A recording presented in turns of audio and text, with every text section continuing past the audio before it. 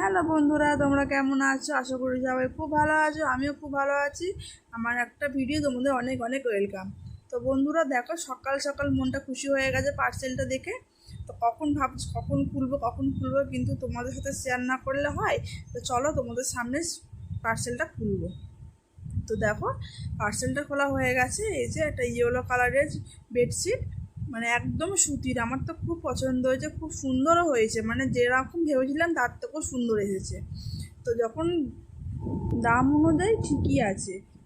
তো চলো, তোমরা কিন্তু জানিও কমেন্ট করে কোনটা ভালো লেগেছে। 3টে বেডশিট নিয়েছিলাম। এই যে এই একটা গ্রিন কালার, একদম ডিপ গ্রিন না, মানে একটু টিয়া টিয়া টাইপের, এটাও ভালো এসেছে, কিন্তু হলুদটা বেশি ভালো এসেছে।